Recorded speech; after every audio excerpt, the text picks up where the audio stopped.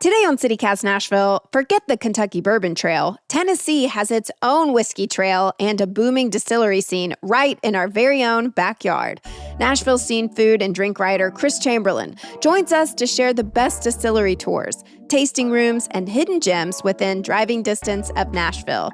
And since today is Election Day, be sure to cast your ballot before you pour yourself a glass. It's Thursday, August 6th. I'm Marie Cecil Anderson, and this is what Nashville's talking about.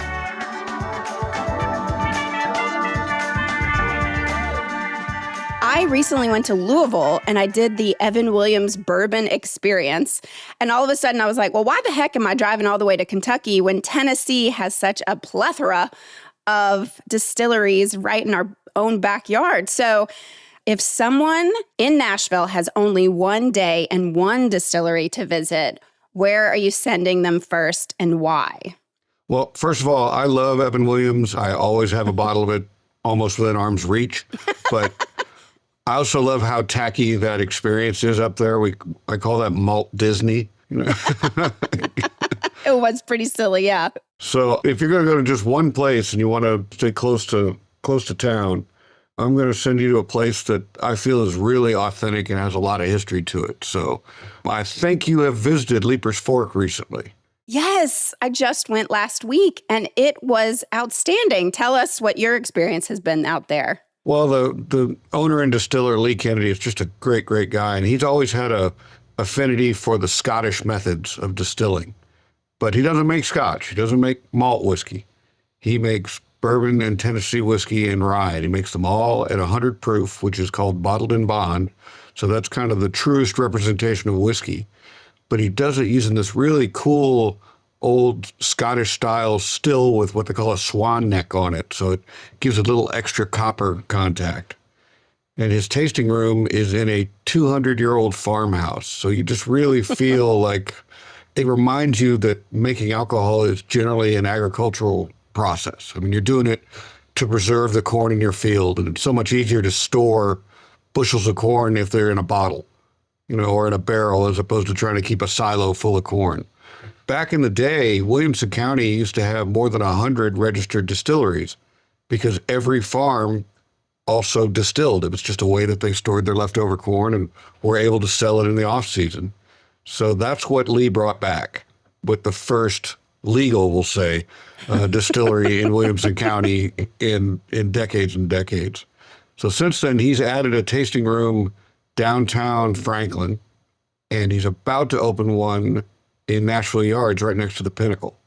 So between seeing it where it's made and tasting it at those two extra tasting rooms, I think Leiper's Fork is a great place for everybody to start. And he makes some award-winning whiskey and just a super smart guy.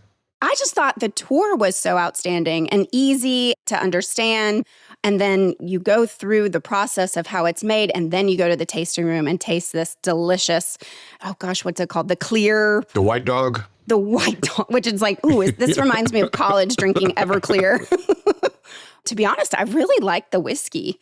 They're keeping it small, they're keeping it local, and I think they're more invested in the quality than the quantity. And another limiting factor for him is that he uses all Tennessee-grown products, including corn that's grown on his farm. So, there's a capacity issue on how much you can make, but there's also a capacity issue on how much you can grow. I admire that he sticks to his guns. All right, so if somebody wants to continue, do they go to the TennesseeWhiskeyTrail.com to see where they go next, or where would you recommend?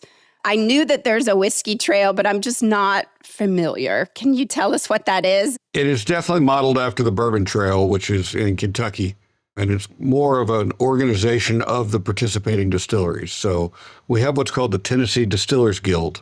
Most of the distilleries in Tennessee are members of that collective, and they use it to help market each other and market Tennessee whiskey as an agricultural product. If you go to each individual website to try and figure out which distilleries you want to go to, you may run into the problem that I have, that it takes so long to scroll down to your birth year on each one of these. It just gets annoying after a while. And sometimes I just pretend to be 21. But instead, if you go to tnwhiskeytrail.com, that is something that was put together by the Distillers Guild. And it is an indispensable resource if you're trying to plan trips to go to distilleries, because they've got a trip planner right there on the front page. It's broken down either by region or by interests. So if you know you want to explore East Tennessee, you can just click on that and it will link you to all the East Tennessee distilleries and give you capsule summaries of each one. So you can do your planning from the site, or you can click through and go to each individual distillery. But they also have trails that they've put together that I think are especially well written, since I wrote some of them. But there's one called Cork to Fork, and it's all about connecting a distillery and good places to eat around that distillery. And those restaurants or bars have committed to use the spirit from their local distillery in their food and drink.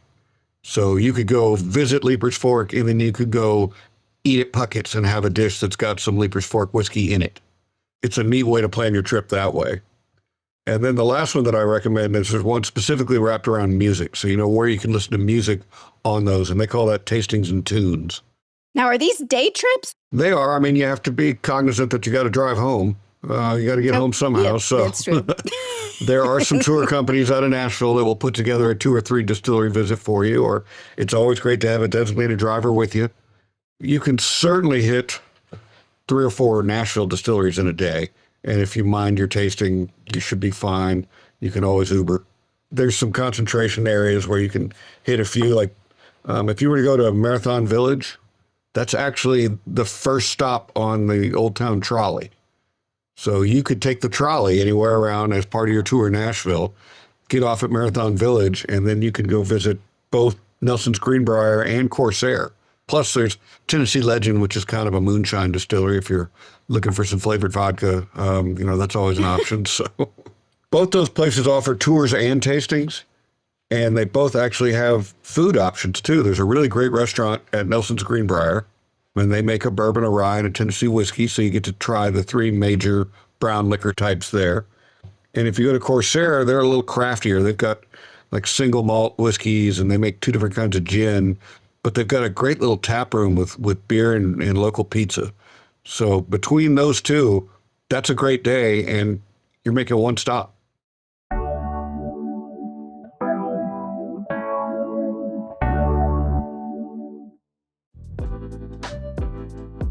Concerts, bowling, and a full-service restaurant all under one roof? Brooklyn Bowl Nashville is always a great night out, and its upcoming calendar is absolutely stacked. Pond kicks things off on August 6th with high-energy psychedelic rock. Then, on August 10th, catch Walk Off the Earth, the wildly talented pop group known for turning practically anything into an instrument. Seriously, y'all, you will never know what might make it out on stage. If dancing is more your speed, like myself, St. Lucia brings a full-on neon dance party August 12th. And bluegrass fans won't want to miss Mountain Grass Unit celebrating the release of their new album, Appalachian Smoke, on August 27th. September gets even louder with Uncle Acid and the Deadbeats on September 10th. Then make a weekend of it with rising Texas country star Braxton Keith on Friday, September 11th. Followed by Nashville favorites The Weeks on Saturday, September 12th. Grab your friends, make a night of it, and get tickets now at brooklynbowl.com/Nashville. What's the oldest distillery in Tennessee? I think I know the answer, but... Again, we're talking legal, right? Well, that's true. I'm pretty sure that Jack Daniel's is the oldest in Tennessee that's still operating. That's down in Lynchburg, but it may be close between them and George Dickel. George Dickel goes by Cascade Hollow now. Jack, the story is that he learned about how to make whiskey from a freed slave named Nearest Green. You know, it's kind of interesting that there is a West African influence in Tennessee whiskey, because if you were in West Africa and you were trying to clean the water that you were drinking, they learned that if they ran it through charcoal, that it would help pull some of the impurities out of it, the same way that you've got a charcoal filter in your fish tank or in your Brita. So he was the one that taught a young Jack Daniel how to run the whiskey they were making through charcoal, and that they called mellowing. So it's called the Lincoln County process, and that's what makes Tennessee whiskey unique. Everything else about Tennessee whiskey passes every requirement to be bourbon. You know, the Kentucky bourbon is a protected product. It's actually under NAFTA. But Tennessee legislature set aside Tennessee whiskey, and it has to go through this Lincoln County process. So that's what makes Jack Daniel's historical and unique, and the fact that I've never been in a bar that didn't have Jack Daniel's. That was such a cool, moment on the tour at Leaper's Fork when our tour guide just said, Jack Daniel's is one of the most recognizable whiskeys in the world. You can be across the world in Thailand and they know what Jack Daniel's is. And it comes from Tennessee. Mm-hmm. Every single drop of Jack Daniel's comes out of that holler in Lynchburg. And the bottle that you see behind a bar in China tastes exactly the same as the bottle that you see on Music Row. So the fact that they have that consistency, it's a great tour. I mean, Jack Daniel's is a huge industrial company, but they managed to keep it, historical and folksy. And if you do the Jack tour, you'll get on a bus and you'll drive around and you'll see where they burn the charcoal to do the charcoal mellowing. You'll go see the barrels in the rick house. You'll see one of their stills and end up back at the visitor center. And I tell people, if you do that, you've had a great tour. You've seen about 1%. Get on Google Maps, go to the visitor center, and then click out about 3 times, and you'll see 50 warehouses full of whiskey that you never saw on your tour. So it's an amazing operation, and there aren't many products that have that kind of reach. Well, so I'm glad you brought up Nearest Green, because Uncle Nearest whiskey has been in the news lately. I saw just recently that the CEO and her husband are no longer part of the company. Is Uncle Nearest whiskey, is it doing okay? It is not doing okay. Okay. Yeah, that's unfortunate. They are in receivership. They're being run by a court that's trying to collect debts for them. But it's still there near the exit at Shelbyville. They have never made whiskey at that facility. Their whiskey's actually made somewhere else. And then they do the blending and the bottling.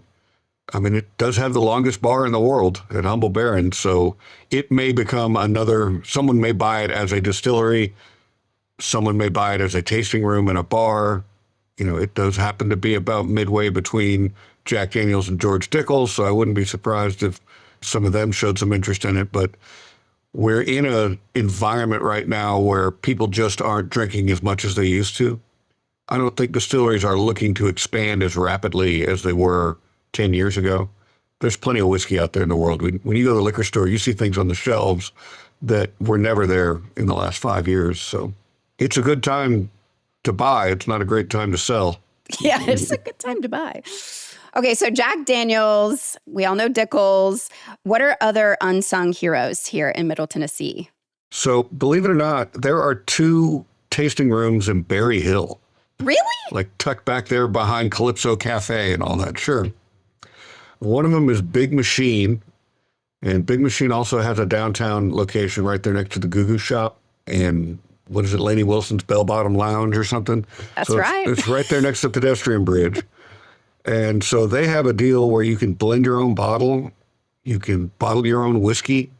They make Borchetta bourbon. They make Clayton James whiskey and Big Machine vodka. I don't know why you'd want to blend your own vodka, because it's supposed to not taste like anything. But you can get a bottle. And then Kerry Bringle, the Peg Leg Porker, not only does he have 3 fantastic barbecue restaurants, but he has a whiskey company that has won awards all over the world. It's been named one of the best whiskeys in the world with his Peg Leg Porker bourbon. And he does tours and tastings on Friday through Sunday at this little place out there in just a small building. It's where he does his bottling too. But if you go there, you'll find some unique bottles that he only sells in the bottle shop. So like special editions. Can you get some of that barbecue while you're out there too? Well, you can definitely have his whiskey at his barbecue places. So. Yeah. He is another what we call a non-distilling producer. So he does not make his own whiskey. I mean, you wouldn't want to have a still anywhere near all that flame, right? Right. He's a master of flame, but he purchases great whiskey. He ages it further, lets it get more mature, and then he blends it to make a fantastic whiskey. So we have 2 other places in town you might not have heard of, but that do similar things. One's called Nashville Barrel Company. Their main location is out there on Fessler's Lane, kind of near Hermitage Avenue. But they have a tasting room downtown, right next to the downtown Presbyterian Church. It's run by two guys named Michael Hines and James Davenport, who are just exceptional palates. They buy fantastic barrels, but then they put them in their own barrels and age them for more time. So then they pick from their own barrels that they've already purchased and find the best way to blend them. And they have won awards all over the world, like the Ascot Awards and the San Francisco Spirits Awards. So they do a bourbon, a rye, a rum. They have a brand they call Nash-tucky, which means it is distilled in Kentucky, but aged and bottled in Nashville. Just some of the best whiskey I've ever had is from Nashville Barrel Company. And if you're lucky, you'll run into the real boss, which is Michael's Labradoodle. Her name's Stella, and she absolutely rules the roost. So she'll be at one of the two places almost every day. And then the other place that does a similar thing, it's called Southern Collective Spirit Company. They're down there on 2nd Avenue, right near where you get off the 2nd and 4th exit on I-40. And they do tastings and tours of their facility where they are storing barrels. They'll take you through either a single barrel experience where you can taste different barrels of the same whiskey to see how it changes from barrel to barrel. Or you can do a barrel pick and blending. So you can pick some barrels and blend them together to make a final product. That's what it's like to work at a distillery. It's kind of like, be a distiller for a day. And they make some great whiskey too. Another one that I'd never heard of, Luke, my tour guide at Leaper's Fork, he told me about Company. Yeah, Company Distilling. They're based out of Townsend, Tennessee. They're run by a fellow named Jeff Arnett that used to be the head distiller at Jack Daniel's. He does a lot of interesting barrel finishes. Like he finishes whiskeys in maple barrels instead of oak barrels. They've got a tasting room down in Lynchburg, right on the square. So, he left Jack Daniel's, moved away, and then moved back. And they're pretty small, but they make some really good products. Luke was telling me that they do some really funky things like sound waves or, play music to the barrels to see how they change the whiskey. Well, the way that you were talking about the White Dog, when the whiskey comes off a still, it's clear, right? People wonder, this doesn't look like whiskey. So it's only the charred oak barrel that makes whiskey turn brown. And whiskey gets all of its color and the majority of its flavor from the barrel, actually, as opposed to the grain. So anything you can do to expose that whiskey to the barrel more, to vibrate it, to drive it in. The way we get whiskey, why our whiskey is so good in Kentucky and Tennessee, is because we got such hot summers and cold winters that it's almost like a tidal contraction and expansion of the whiskey into the wood of the barrel. So that's why we can make good whiskey in 5 years, but Scotch, you don't want a 5-year-old Scotch because the water's always the same there. So it takes 15 years for it to get the essence of wood. Well, will you humor me for a bit and do a quick lightning round game with me? Sure. Okay, I'm going to just say a category and then you just shout out which distillery you would recommend. Ooh, so, man, this is going to get me in trouble. Well, in your opinion, best overall tour?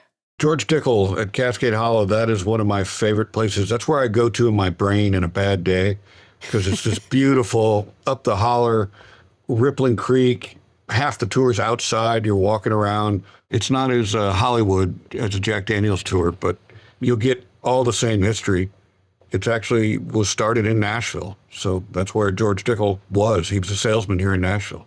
Best food? I love Old Glory, just right off I-65 up in Clarksville. And they've got a great outside bar with fire pits and a stage. They built it in a silo. And their restaurant is like down-home Southern food with brisket. They've got a brisket shepherd's pie there. So that scratch kitchen is pretty spectacular. Best scenery?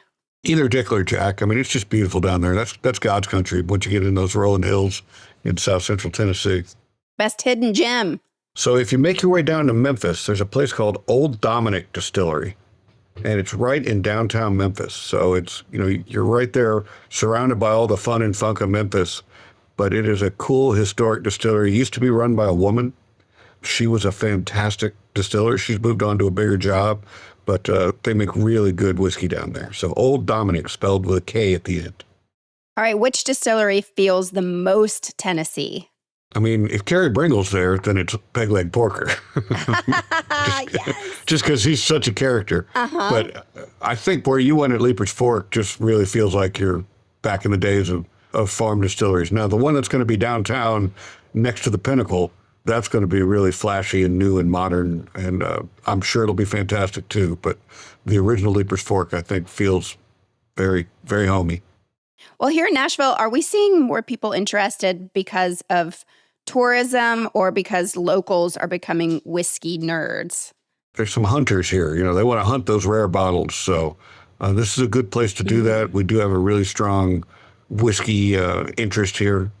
There's all sorts of whiskey clubs where people are collectors together or they get together and sample rare bottles.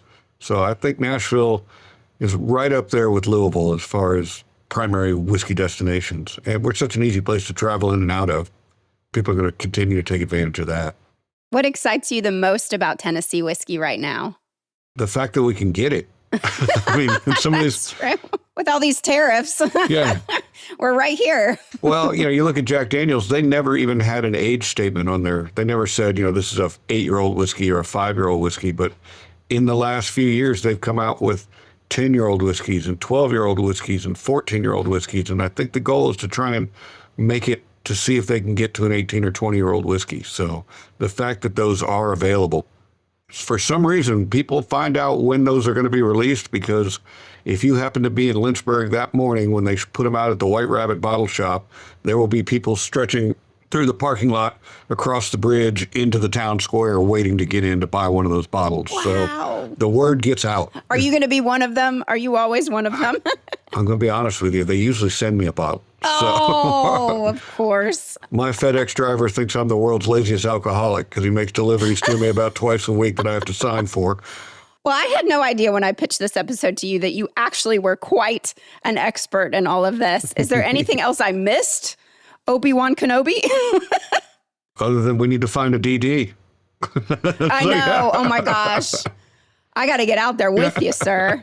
I'll buy you lunch at Old Glory. Oh, that would be so amazing. Well, Chris, it's always just such a pleasure. Again, you are just such a wealth of knowledge, and I'm so lucky to talk to you any chance I get. So thank you. Oh, I really enjoyed spending the time with you.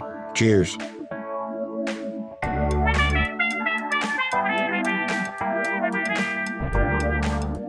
That's all for today here on CityCast Nashville.